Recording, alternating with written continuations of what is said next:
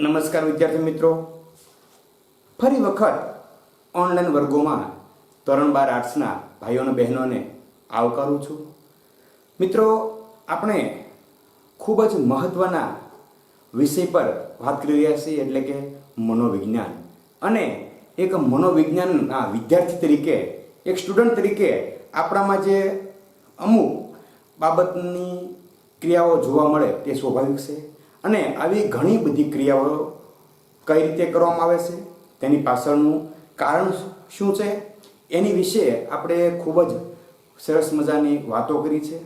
કઈ કઈ રીતે શિક્ષણ લઈ શકાય એની પણ આપણે વાતો કરી છે. મિત્રો, તમને એમ થશે કે શા માટે સર વારંવાર આ વસ્તુનું પુનરાવર્તન કરે છે? તો આપણે બીજી જે તરાહ છે અભિસંધાન દ્વારા શિક્ષણની વાત કરી હતી, અને આપણને ખ્યાલ છે કે જોડાણ કરવું ખૂબ જ આવશ્યક છે. જો આગળની બાબત છે એનું હાલની બાબત સાથે જોડાણ કરવામાં ન આવે તો ધાર્યું એટલે કે આપણી ઈચ્છા મુજબનું રિઝલ્ટ લાવી શકતા નથી. અને એટલા માટે જ આપણે વારંવાર આ મનોવિજ્ઞાનના અભિસંધાનના નિયમને કારણે જ આપણે હંમેશા દરેક લેક્ચરની શરૂઆત આગળની અમુક બાબતોનું પુનરાવર્તન, રિવિઝન કરીને કરીએ છીએ. મિત્રો, આપણે શિક્ષણની જે પદ્ધતિઓ છે એની વિશે વિગતે વાત કરી રહ્યા છીએ. મુખ્ય 4 પદ્ધતિઓ છે. એમાં જે પ્રથમ પદ્ધતિ છે એના વિશે આપણે ખૂબ જ સરસ મજાની વાત કરી હતી. કઈ હતી? તો કે પ્રયત્ન અને ભૂલ દ્વારા શિક્ષણ. પ્રયત્ન અને ભૂલ દ્વારા શિક્ષણ, એમાં જે પ્રયોગની વાત આવે છે, કયો પ્રયોગ છે? તો કે બિલાડી વાળો. અને બિલાડી વાળો પ્રયોગ કયા મનોવૈજ્ઞાનિકે કર્યો હતો? તો કે થોર્નડાયક નામના જે અમેરિકન મનોવૈજ્ઞાનિક છે એને ખૂબ જ સરસ રીતે આ પ્રયોગ દ્વારા સિદ્ધ કરીને બતાવ્યું કે વારંવાર પ્રયત્ન કરવાથી ભૂલની સંખ્યામાં ઘટાડો થાય છે અને અંતે એક પણ ભૂલ વગર સરસ મજાનું શિક્ષણ પ્રાપ્ત કરી શકાય છે. ત્યાર પછી આપણે વાત કરી હતી અનુકરણ દ્વારા શિક્ષણ. એમાં આપણે છે એ અનુકરણ એટલે બીજાનું જોઈને શીખવું. એમાં પણ આપણે છે એ બાળકનું ઉદાહરણ જોયા હતા, પેટ્રોલ પુરાવાનું ઉદાહરણ પણ જોયું હતું. ત્યાર પછી અભિસંધાન દ્વારા શિક્ષણ, ખૂબ જ મહત્વની બાબત કે અભિસંધાન એટલે જોડાણ. અને અભિસંધાન દ્વારા શિક્ષણમાં 2 અલગ અલગ મનોવૈજ્ઞાનિકોની વાત આવે છે. તો મિત્રો, દરેક વૈજ્ઞાનિકોએ પોતાના દ્રષ્ટિકોણથી આપણને સમજ આપેલી છે. એમાં મતભેદ હોઈ શકે, પણ એવું ન કહી શકાય કે આ બાબત ખોટી છે, આ બાબત સાચી છે, આ અડધી ખોટી ને અડધી સાચી છે. પરંતુ દરેક વૈજ્ઞાનિકે, દરેક મનોવૈજ્ઞાનિકે પોતાના દ્રષ્ટિકોણથી વિચારીને આપણી સમક્ષ બાબત મૂકવાનો પ્રયત્ન કર્યો હોય છે. અહીંયા જોઈએ આપણે અભિસંધાન દ્વારા શિક્ષણમાં છે 2 પ્રકારના અભિસંધાન આપણને જોવા મળે છે. તમને ખ્યાલ આવી જ ગયો. એક તો કે શાસ્ત્રીય અભિસંધાન, કે જેની સમજ આપણને ઇવાન પેટ્રોવિચ પાવલોવે આપી હતી.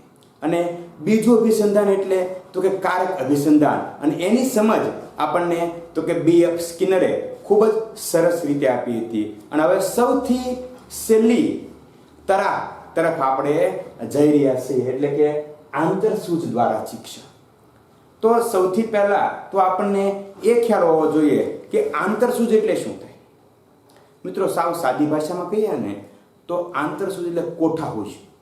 આપણા ઘરમાં ઘણા વખત આપણા દાદા કે કોઈ વડીલ માણસ ઘણીવાર કહેતા હોય કે ભાઈ આ કામ તો કોઠાહૂશથી કરો ને તો એમાં તમને ખૂબ જ સરળતા રહેશે.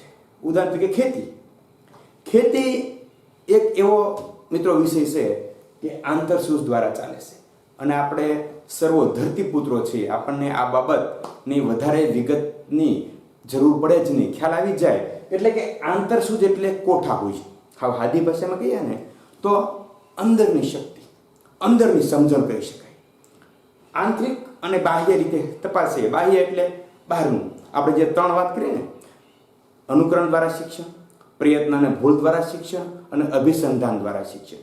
આ બાહ્ય પદ્ધતિથી શિક્ષણ પ્રાપ્ત કર્યું તેમ કહી શકાય. પરંતુ કોઈ વ્યક્તિ અંદરની શક્તિ, અંદરની પોતાની બુદ્ધિનો ઉપયોગ કરીને શિક્ષણ પ્રાપ્ત કરે પોતાની માથે આવી પડેલી મુશ્કેલીમાંથી બહાર નીકળવાનો પ્રયત્ન કરે તો તેને આંતરસૂઝ દ્વારા રસ્તો એટલે માર્ગ કાઢ્યો તેમ કહી શકાય.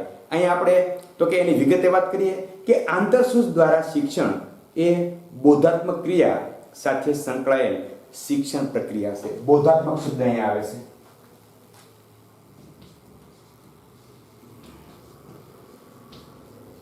આ કેવી પ્રક્રિયા છે? તો કે બોધાત્મક પ્રક્રિયા છે. કારણ કે આ એક એવી પદ્ધતિ છે કે આપણી અંદરની સમજણ આધારિત શિક્ષણ મેળવવાની અહીંયા વાત છે. એટલે કે આંતરસૂઝ શિક્ષણ એ એક બોધાત્મક ક્રિયા સાથે સંકળાયેલી શિક્ષણ પ્રક્રિયા છે. એમાં પ્રાણી કે વ્યક્તિને તેની સમક્ષ આવી પડેલી સમસ્યા અંગે તેની આંતરસૂઝથી જ અથવા તેની અંદરથી જ આંતરસૂઝ દ્વારા પ્રાપ્ત થતી જોવા મળે છે. કે પોતાની સમક્ષ આવી પડેલી મુશ્કેલીની સમજણ એને પોતાની અંદર જે સમજણ રહેલી છે એના દ્વારા જ પ્રાપ્ત થાય છે. અને જો અહીં મિત્રો આ ફકરો ખૂબ જ મહત્વનો છે.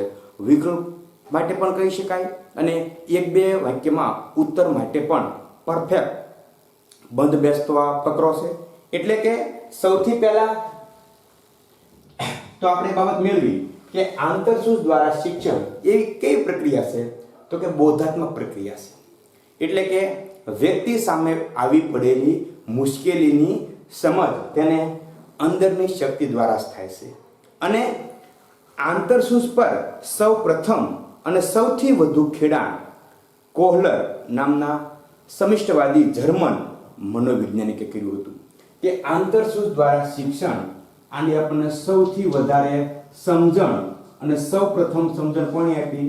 તો કે કોહલર નામનો જે મનોવૈજ્ઞાનિક છે એને આપણને આપી હતી. કયા દેશનો હતો તે? કે જર્મન દેશનો કોહલર. અને કોહલરે આપણને કારણ કે કોહલરે આંતરસૂઝ માથે ખૂબ જ વધારે અને સૌ પ્રથમ સમજણ આપવાનો પ્રયત્ન કર્યો હતો. અને આપણને ખ્યાલ છે કે અત્યાર સુધી વિશ્વમાં બે વિશ્વ વિગ્રહ એટલે કે વિશ્વ યુદ્ધ જોવા મળ્યા. પ્રથમ તો કે ઈસવીસન 1914 થી 1918 સુધી. અને આ પ્રથમ વિશ્વયુદ્ધ દરમિયાન જ કોહલરે આંતરસૂઝ દ્વારા શિક્ષણ એ બાબત પર છે એ પ્રયત્ન કર્યો હતો. મિત્રો આંતરસૂઝ દ્વારા શિક્ષણ છે ને અહીંયા ત્રણ પ્રકારના પ્રયોગની વાત આવે છે. એક લાકડીવાળો પ્રયોગ, એક 2 લાકડીવાળા પ્રયોગ અને એક ખોખાનો પ્રયોગ. એટલે કે આ ત્રણેય પ્રયોગ અલગ અલગ રીતે પૂછાય છે. આપણા માટે એ બાબત ખૂબ જ મહત્વની છે કે કઈ રીતે કયા પ્રશ્ન પૂછાઈ શકે. આ ચોથી તરાહ છે એ બેક લાંબી હોવાથી એનું લંબાણપૂર્વકનું લખાણ હોવાથી એમાં 3 પ્રયોગની વાત આવે છે. અને આ ત્રણેય પ્રયોગ કોહલરે કરેલા છે. અને એટલા માટે આંતરસૂઝ દ્વારા શિક્ષણમાં સૌથી વધારે ફાળો માનવામાં આવતો હોય તો તે કોનો છે? તો તે છે કોહલરનો. કયા દેશનો વતની હતો? તો કે જર્મનનો વ્યક્તિ કોહલર. અને એને જે પ્રયોગ કર્યા એની વાત આપણે અહીંયા કરવાની છે. પ્રથમ વિશ્વ દરમિયાન કેનરી ટાપુ પર ચિમ્પાન્જી ઉપર વિવિધ પ્રાયોગિક અભ્યાસ કરી આંતરસૂઝ દ્વારા પ્રાપ્ત થતા શિક્ષણ અંગેનું અવિસ્મરણીય પ્રદાન કર્યું છે. જો અહીંયા બે મિત્રો વાત આવે છે. એક તો ઘણીવાર એવું પણ પૂછાય છે કે કોહલરે કયા પ્રાણી પર આંતરસૂઝના પ્રયોગો કર્યા છે? એ પણ આપણને ખ્યાલ હોવી જોઈએ. અને બીજી વસ્તુ આપણે વાત કરીએ અહીંયા આપણો પેલો જો શું છે? તો કે ચિમ્પાન્જી પર પ્રયોગો કર્યા છે. અને ત્યાર પછી કયા સ્થળ પર કર્યા છે અથવા કયા ટાપુ? આપણે ટાપુની વ્યાખ્યા ખ્યાલ હશે કે જેની ચારે બાજુ પાણી હોય અને જમીનનો ઉપસેલો ભાગ છે એને ટાપુ કહેવામાં આવે છે. તો કે પ્રથમ વિશ્વ વિગ્રહ પ્રથમ વિશ્વ દરમિયાન જ કોહલરે ચિમ્પાન્જી પર આંતરસૂઝના પ્રયોગો કર્યા. કયા સ્થળે કર્યા આપણે એની પણ સમજણ મેળવી લઈએ કે કેનરી નામના ટાપુ પર. અહીંયા જો મિત્રો 3 થી 4 બાબતની સમજણ તમને આપવાનો અહીંયા કેનેરી નામના ટાપુ પર આ પ્રયોગો એની કર્યા હતા. જો અહીંયા સૌથી પહેલા તો કે આંતરસૂઝ દ્વારા શિક્ષણમાં સૌથી વધારે ઊંડાણપૂર્વક માહિતી કોણે આપી? તો કે કોહલરે. કયા દેશનો વતની હતો? તો કે જર્મન દેશનો વ્યક્તિ હતો. ત્યાર પછી ઘણી વખત મિત્રો એવું પણ પૂછાય છે કે કોહલરે કયા પ્રાણી પર આંતરસૂઝના પ્રયોગો કર્યા હતા? તો કે કોહલરે ચિમ્પાન્જી પર આંતરસૂઝના પ્રયોગો કર્યા હતા. અને સૌથી છેલ્લે એમ પણ પૂછાય છે કે કોહલરે કયા ટાપુ પર ચિમ્પાન્જી પર આંતરસૂઝના પ્રયોગો કર્યા હતા? તો કે કોહલરે કેનેરી ટાપુ પર આંતરસૂઝના પ્રયોગો કર્યા હતા. કયા સમય દરમિયાન? તો કે પ્રથમ વિશ્વયુદ્ધ દરમિયાન જ, એટલે કે 1914 થી 1918 આ વચ્ચેના સમયગાળા દરમિયાન જ કોહલરે આંતરસૂઝના પ્રયોગો આપણી સમક્ષ આપવાનો પ્રયત્ન કર્યો. મિત્રો એમ પણ થાય કે ચિમ્પાન્જી પ્રાણી શા માટે પસંદ કરવામાં આવ્યું? બીજા ઘણા બધા પ્રાણીઓ છે ને, આપણે વાત કરીએ આગળ તો કે થોર્નડાયક જે અમેરિકન મનોવૈજ્ઞાનિક હતો એને શું કર્યું શું? તો કે એને બિલાડી પર પ્રયોગ કર્યો. પાવલો છે એને તો કે કૂતરા પર પ્રયોગ કર્યો. સ્કિનર તો કે સ્કિનરે ઉંદર પર પ્રયોગ કર્યો. અને કોહલરે તો કે ચિમ્પાન્જી પર પ્રયોગ કર્યો. શા માટે? જુઓ, કોહલરના મતે પ્રયત્ન અને આપણે એવું પણ કહી શકાય કે શા માટે આ પ્રયોગ કર્યો એની આપણે આગળ વાત કરીએ. ઉત્ક્રાંતિવાદનો જે નિયમ છે એના આધારે જ કોહલરે તો કે ચિમ્પાન્જીને પસંદ કર્યું તેવું માનવામાં આવે છે. એટલે કે કોહલરે જે પ્રયત્ન કર્યો તે તો કે ઉત્ક્રાંતિવાદનો જે નિયમ છે એને આધારે કર્યો હતો. અહીંયા જો તમે આગળ હવે કોહલરના મતે પ્રયત્ન અને ભૂલ દ્વારા અથવા અભિસંધાન જ શિક્ષણ પ્રાપ્ત કરવાની તરાહો નથી. મેં તમને આપણે પહેલા જ વાત કરી કે દરેક મનોવૈજ્ઞાનિક પોતાના દૃષ્ટિકોણથી સમજણ આપવાનો પ્રયત્ન. અભિસંધાન દ્વારા શિક્ષણ એટલે કે શાસ્ત્રીય અભિસંધાન અને કારક અભિસંધાન દ્વારા એ લોકો એવું કહેતા હતા, પાવલો અને સ્કિનર, કે આના દ્વારા શ્રેષ્ઠ શિક્ષણ પ્રાપ્ત કરી શકાય. થોર્નડાયક પ્રયત્ન અને ભૂલ દ્વારા શિક્ષણ. તો કોહલરે એવી વાત કરી કે માત્ર એવું નથી કે પ્રયત્ન અને ભૂલ દ્વારા કે આંતરસૂઝ દ્વારા શિક્ષણ પ્રાપ્ત કરી શકાય, પરંતુ તેઓના મતે, કોના મતે? કોહલરના મતે શિક્ષણ એ જે તે પરિસ્થિતિની સઘન સમજ અને અભ્યાસથી શક્ય બને છે. કોહલર એવું માનતા હતા કે કોઈ પણ શિક્ષણ હોય એ સઘન એટલે સતત, સઘન અને સાથે સાથે તો કે સમજ, ખૂબ જ સમજ સાથે જો શિક્ષણ પ્રાપ્ત કરવામાં આવે તો જ અભ્યાસ શક્ય બને છે. એટલે કે તો જ સહી શિક્ષણની જે ક્રિયા છે એ શક્ય બને છે. થોર્નડાયક એવું કહેતા હતા કે ભાઈ પ્રયત્ન અને ભૂલ દ્વારા શિક્ષણ પ્રાપ્ત કરી શકાય. અભિસંધાનની વાત કરીએ તો કે શાસ્ત્રીય અભિસંધાનમાં પાવલો એવું કહેશે કે ભાઈ આ રીતે શિક્ષણ પ્રાપ્ત કરી શકાય. કારક અભિસંધાનમાં તો કે સ્કિનર આપણને એવું કહે છે કે આ જ રીતે શિક્ષણ પ્રાપ્ત કરી શકાય. પરંતુ કોહલર બહુ સરસ મજાની વાત કરે છે કે એવું નથી કે માત્ર અનુકરણ દ્વારા, પ્રયત્ન અને ભૂલ દ્વારા કે અભિસંધાન દ્વારા શિક્ષણ પ્રાપ્ત કરી શકાય, પરંતુ હકીકત તો એ છે કે શિક્ષણ એટલે તો કે જે તે પરિસ્થિતિની સઘન સમજ મેળવવાથી જે શક્ય બને છે. કોઈ પણ પ્રકારના શિક્ષણમાં પ્રાણી કે વ્યક્તિમાં જો આંતરસૂઝ પ્રાપ્ત થાય તો તેના સમસ્યા શિક્ષણ માટેના અનેક પ્રયત્નોના અથવા અનેક નિષ્ફળ પ્રયાસોને એકાએક અંત આવી જાય છે અને ઉકેલ સૂઝી આવતા શિક્ષણ પ્રાપ્ત થાય છે. બહુ સરસ વાત મિત્રો અહીંયા કરે છે કોહલર આપણને કે કોઈ પણ પ્રકારના શિક્ષણમાં પ્રાણી હોય, ચાહે વ્યક્તિ હોય અથવા મનુષ્ય હોય, કોઈ પણ પ્રકારના શિક્ષણમાં જો આંતરસૂઝ પ્રાપ્ત થાય, આંતરસૂઝ અંદરની સમજણ, શિક્ષણ મિત્રો આ બહુ મહત્વની વાત છે. માત્ર આપણે અવારનવાર કહીએ છીએ કે સમજીને યાદ રાખવાનો પ્રયત્ન કરીએ. આ સમજ શું છે? આંતરસૂઝ છે. ગોખેલું જ્ઞાન છે, આપણે સાદી ભાષામાં તેને પોપટિયું જ્ઞાન કહીએ છીએ, ફટફટ બોલી નાખે, પણ એ માત્ર પરીક્ષા પૂરતું હોય છે. સમજણ પૂર્વકનું શિક્ષણ હોય તો જ આપણે તેમાં સફળ થઈ શકીએ. એટલે કે આંતરસૂઝ દ્વારા જો કોઈ પણ શિક્ષણમાં આંતરસૂઝ પ્રાપ્ત થાય તો તેના અથવા સમસ્યા શિક્ષણ માટેના અનેક નિષ્ફળ પ્રયાસોના અંતે પણ એકાએક તમને એની સૂઝ મળે છે અને તમારો જે પ્રયત્ન છે એ સફળ થાય છે.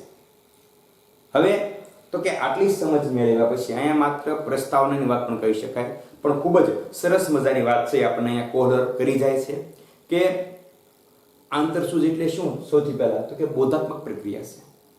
કોઈ પણ વ્યક્તિને પોતાની સમક્ષ અથવા પોતાની સામે આવી પડેલી મુશ્કેલીમાંથી એની જે સમસ્યા આંતરસૂઝ દ્વારા પ્રાપ્ત થાય છે અને આંતરસૂઝ પર સૌથી વધુ ખેડાણ અને સૌથી ઊંડાણપૂર્વકની માહિતી આપણને કોહલર આપે છે. ક્યાંના વ્યક્તિ હતા? તો કે જર્મની અથવા જર્મન દેશના વ્યક્તિ હતા. અને કોહલરે કયા પ્રાણી પર પ્રયોગો કર્યા? તો કે કોહલરે ચિમ્પાન્જી પર પ્રયોગો કર્યા.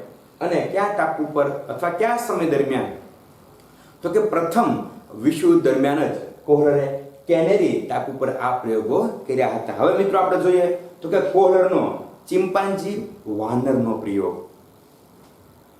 ઉત્ક્રાંતિવાદના સિદ્ધાંત પ્રમાણે નિમ્ન કક્ષાના પ્રાણીઓમાં શિક્ષણ અનુકરણ દ્વારા પ્રાપ્ત થતું જોવા મળે છે.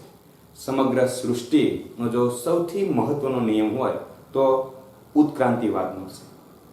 કઈ કઈ રીતે જાતિ પ્રજાતિ છે એનું છે એ પૃથ્વી પર આગમન થયું, કઈ કઈ રીતે વિકાસ પામી, કઈ પરિસ્થિતિમાં પહોંચશે, કઈ રીતે તેનો વિનાશ થશે, આ તમામ બાબતો ઉત્ક્રાંતિવાદમાં જોવા મળે છે.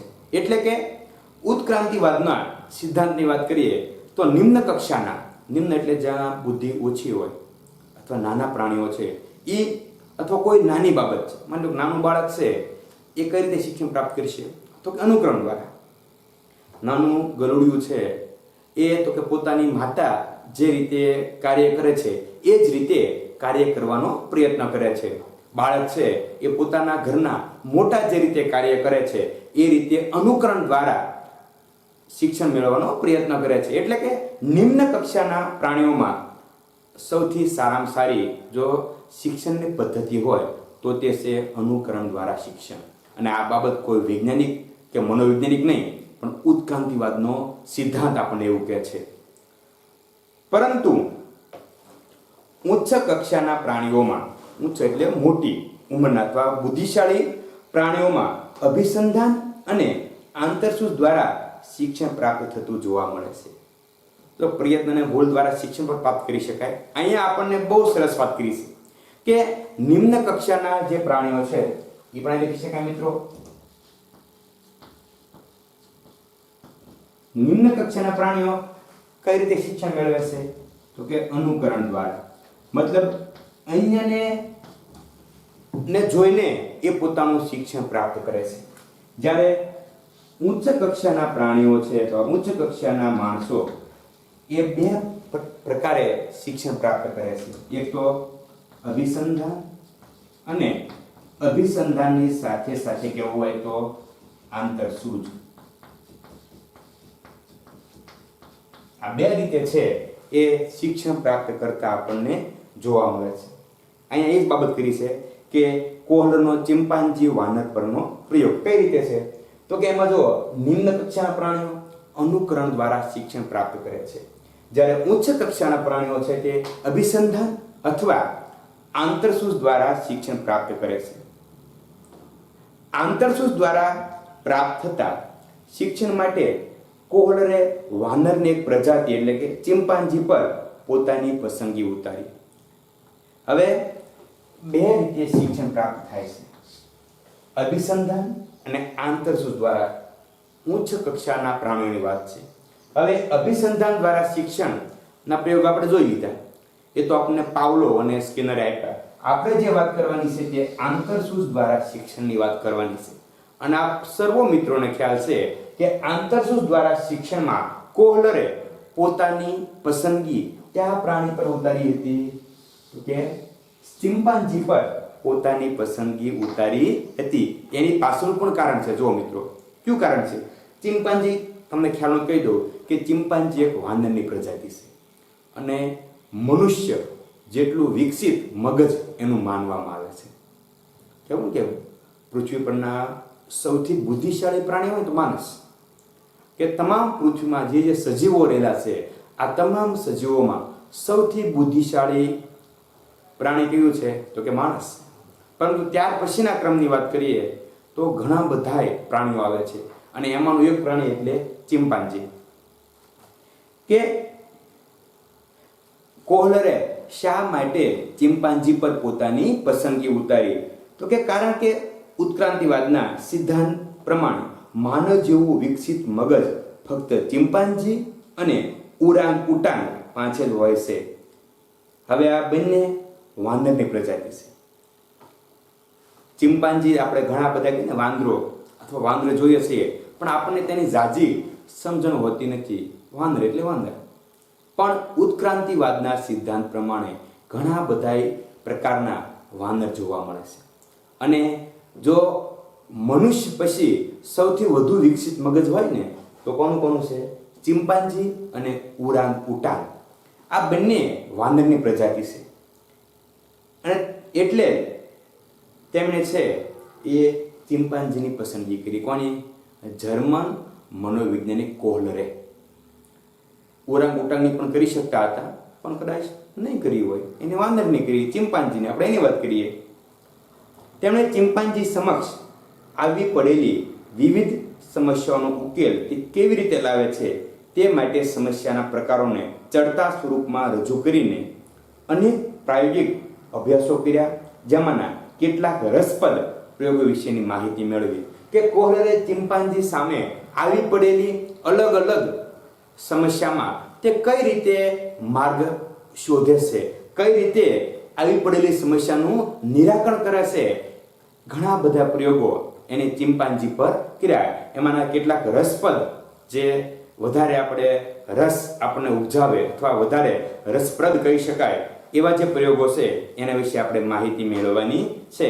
મેં તમને પહેલા જ વાત કરી કે કોહલરે 3 પ્રકારના પ્રયોગો રજૂ કર્યા. 1, 2 અને 3 કે જેનો આપણે અભ્યાસ કરવાનો છે. સૌથી પહેલા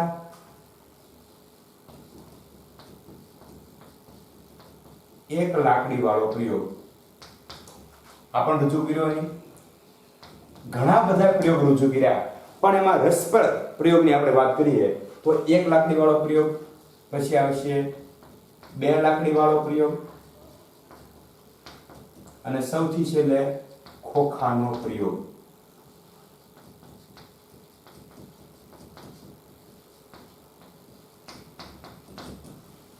આ 3 પ્રકારના પ્રયોગો આપણે સમક્ષ એની રજૂ કર્યા છે.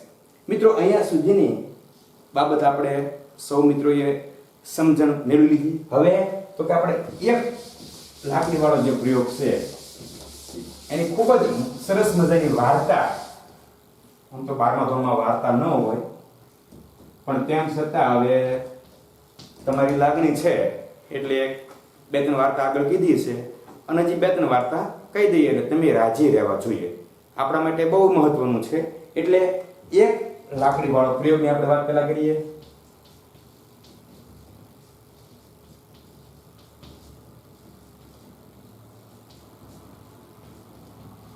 એક લાકડી વાળો પ્રયોગ બહુ સરસ મજાની મિત્રો વાત છે.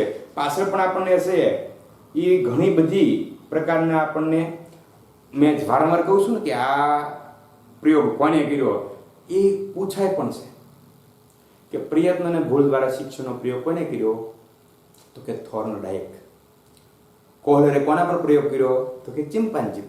કયા સ્થળે કર્યો એ પણ આપણે પાછળ છે એ જોઈ શકીએ છીએ કે ઘણી બધી વાર આવા પ્રકારના પ્રયોગો આપણને અથવા આવા બધા પ્રકારના વિકલ્પો આપણને જોવા મળે છે. હવે જુઓ, એક લાકડી વાળો પ્રયોગ.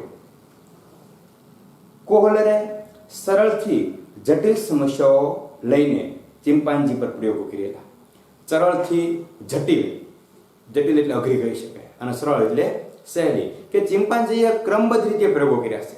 સૌથી પહેલા સરળ, પછી એનાથી સહેજ અઘરું, પછી વધારે અઘરું અને સૌથી છેલ્લે ખૂબ જ જટિલ સમસ્યા હોય એ રીતે તેની ચિમ્પાન્જી પર અલગ અલગ રીતે પ્રયોગો કર્યા. એટલે કે ચિમ્પાન્જી સમક્ષ અલગ અલગ સમસ્યાઓ મૂકવામાં આવી હતી. અહીં એક સરળ સમસ્યાનો ઉકેલ ચિમ્પાન્જી કેવી રીતે લાવે છે તે જોઈએ. હવે સૌથી પહેલા તો એક લાકડી વાળો પ્રયોગ. આ કેવો પ્રયોગ છે? તો કે સરળ પ્રયોગ છે. કારણ કે કોહલરે શું કર્યું હતું? તો કે સરળતાથી જટિલ તરફ જવાનો પ્રયત્ન કર્યો છે. હવે એક સરળ પ્રયોગમાં ચિંપાંજી કઈ રીતે સમસ્યાનું નિરાકરણ લાવે, આપણે એની વાત કરીએ. જુઓ તમે કે તેમણે ભૂખ્યા ચિંપાંજીને પાંજરામાં પૂર્યો. એક સરસ મજાનું પાંજરું હતું. વાર્તાની શરૂઆત થાય છે. એક પાંજરું હતું અને આ પાંજરામાં દરેક મનોવૈજ્ઞાનિકે અલગ અલગ પ્રાણીને પૂર્યા હતા. થોર્નડાયકે બિલાડીને પૂરી, બરોબર ને? પછી પાવલોવે તો કે કૂતરા પર પ્રયોગ કર્યો. સ્કિનર પેટીમાં કયા પ્રાણીને મૂક્યું? તો કે ઉંદરને મૂક્યું. અહીંયા કોહલરે છે એ ચિંપાંજી પર પ્રયોગ કર્યા. હવે તેણે શું કર્યું? તો કે એક ભૂખ્યા ચિંપાંજીને એક પાંજરામાં પૂર્યો. પાંજરાની બહાર ચિંપાંજીને દેખાય તે રીતે કેળાની એક લૂમ મૂકવામાં આવી અને પાંજરાના પાછળના ભાગમાં એક લાકડી મૂકી. આપણને ખ્યાલ છે કે સરળ પ્રયોગ છે એટલે આપણને સમજાય છે કે સૌથી પહેલા ચિંપાંજીને એક પાંજરામાં પૂરવામાં આવ્યું. તેની સામે તેને બતાય એક મોટી મચ કેળાની લૂમ મૂકવામાં આવી અને પાંજરાના પાછળના ભાગમાં એક લાકડી મૂકવામાં આવી. સ્વાભાવિક રીતે ચિંપાંજીએ કેળાની લૂમ લેવા પાંજરાની બહાર હાથ કાઢીને, પગ કાઢીને અને પાંજરાની બહાર વધુને વધુ પહોંચાય તેવા અનેકવિધ પ્રયત્નો કર્યા. આપણને ખ્યાલ છે જ્યારે કોઈ ભૂખ્યા પ્રાણી પર પ્રયોગ કરવામાં આવે એટલે સૌથી પહેલા તો તે ખોરાકને મેળવવાનો પ્રયત્ન કરે છે. ચિંપાંજીને સામે કેળાની લૂમ બતાવી દીધી. તેણે શું કર્યું? તો કે પોતાનો હાથ બહાર કાઢ્યો, પગ બહાર કાઢ્યો અને પોતાનું શરીર જેટલું વધારેમાં વધારે બહાર નીકળે એટલો કાઢવાનો પ્રયત્ન કર્યો અને ખોરાક સુધી પહોંચવાનો પ્રયત્ન કર્યો. અનેકવિધ પ્રયત્ન કર્યા પરંતુ તેને સફળતા મળી નહીં. આમ છતાં ચિંપાંજીને કેળાની લૂમ લેવામાં નિષ્ફળતા મળી. છેવટે કંટાળીને તે પાંજરાના પાછલા ભાગમાં જઈને બેઠો. થાકી ગયો. હાથ બહાર કાઢ્યા, પગ બહાર કાઢ્યા, ધમપસાડા કર્યા, પોતાનું શરીર જેટલું બહાર જાય એટલું બહાર કાઢ્યું પણ કેળાની લૂમ સુધી પહોંચી શકાયું નહીં. નિષ્ફળતા મળી. ચિંપાંજી હારી ગયો અને હારીને પાંજરાના પાછળના ભાગમાં જઈને બેઠો. આપણે પહેલા વાત કરી કે પાંજરાના પાછળના ભાગમાં શું હતું? તો કે લાકડી હતી અને એવડી લાકડી હતી કે સરળતાથી કેળાની લૂમ સુધી પહોંચી જાય. જુઓ તમે તો કે જ્યાં અચાનક તેની નજર લાકડી પર પડી. જેવું તેનું ધ્યાન લાકડી પર ગયું કે તરત જ તેણે લાકડી ઉપાડી પાંજરાના આગળના ભાગમાં જ્યાં કેળાની લૂમ દેખાતી હતી ત્યાં જઈને લાકડી વડે કેળાની લૂમ પાંજરાની નજીક ખેંચી અને પાંજરાથી દૂર પડેલા કેળા પ્રાપ્ત કરવાની સમસ્યા ઉકેલી. લ્યો, આંતરસૂઝ દ્વારા શિક્ષણ. થાકી ગયો છે ચિંપાંજી, પાછળના ભાગમાં જઈને બેસી ગયો છે માથે હાથ દઈને, ભૂખ લાગી છે, કેળા અંબાતા નથી. એવા સમયે લાકડી જોવે છે અને અચાનક તેને આંતરસૂઝ પ્રાપ્ત થાય છે. અંદરની સમજણ પ્રાપ્ત થાય છે કે આ જ લાકડી વડે હું કેળા આંબી લો તો કેમ થાય. અને જડ દઈને ઉપડે છે, લાકડી ઉપાડે છે અને કેળાને ધીમે ધીમે કરતી પાછે લાવે છે અને પોતાનો ખોરાક પ્રાપ્ત કરે છે. આમ આ સમસ્યા ઉકેલ માટે ચિંપાંજીને લાકડી જોઈને થયેલા ઝબકારો કે આંતરસૂઝને જવાબદાર છે. જે ઝબકારો છો લાકડીને જોઈને, કયો ઝબકારો છો? કે લાકડી વડે હું ખોરાક પ્રાપ્ત કરી શકું છું. આ જે ઝબકારો છો એ ઝબકારોને આંતરસૂઝ કહી શકાય. તો મિત્રો આપણે તો કે એક લાકડીવાળો પ્રયોગ બહુ સરળ પ્રયોગ છે મિત્રો. કારણ કે કોહલરે કઈ રીતે પ્રયોગો કર્યા છે? તો કે સરળતાથી જટિલ તરફ જતા પ્રયોગો કર્યા છે. આપને ખ્યાલ જ છે. તો તેને આ પ્રયોગમાં આપણે કાંઈ જ મૂંઝાવાની જરૂર નથી. સૌપ્રથમ તો કે કોહલરે એક ભૂખ્યા ચિંપાંજીને પાંજરામાં પૂર્યો અને આગળના ભાગમાં ચિંપાંજી જોઈ શકે તે રીતે કેળાની લૂમ મૂકવામાં આવી હતી. પાંજરાના પાછળના ભાગમાં? તો કે એક લાકડી મૂકવામાં આવી હતી. હવે ચિંપાંજીએ કેળાની લૂમ જોઈ એટલે તો કે લૂમ પ્રાપ્ત કરવા માટે એને હાથ બહાર કાઢી, પગ બહાર કાઢી, શક્ય હોય તેટલું વધારેમાં વધારે શરીર બહાર કાઢી અનેકવિધ પ્રયોગો કર્યા, પરંતુ તેને નિષ્ફળતા મળી. અંતે છેવટે થાકીને ચિંપાંજી પાંજરાના પાછળના ભાગમાં જઈને બેસી જાય છે અને ત્યાં લાકડી જોતા એને અચાનક કંઈક સમજણ પ્રાપ્ત થાય છે અને લાકડી વડે તે તો કે કેળાની લૂમને નજીક લાવે છે અને ખોરાક પ્રાપ્ત કરે છે. આજે લાકડી જોઈને ચિંપાંજીના મનમાં જે ઝબકારો થયો તેને આંતરસૂઝ પ્રાપ્ત થઈ તેમ કહી શકાય. મિત્રો, અહીંયા સુધી આપણે આજના લેક્ચરમાં રાખીએ.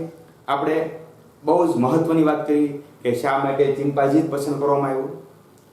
એની મેં તમને પહેલા સ્પષ્ટતા કરી કે માનવ પછી અથવા માનવ જેવું વિકસિત મગજ માત્ર 2 જ પ્રાણીઓનું છે અને બંને વાંદરની પ્રજાતિ છે, એક ચિંપાંજી અને એક ઓરાંગુટાન.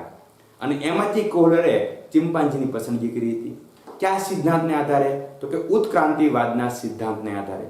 પ્રસ્તાવમાં આપણે ઘણી બધી વાત કરી કે માત્ર પ્રયત્ન અને ભૂલ દ્વારા કે અભિસંધાન દ્વારા જ શિક્ષણ પ્રાપ્ત થઈ શકે એવું નથી. આંતરસૂઝ દ્વારા પણ શિક્ષણ પ્રાપ્ત કરી શકાય છે અને એની સૌથી વધારે સમજ આપણને જર્મન મનોવૈજ્ઞાનિક કોહલરે આપી હતી.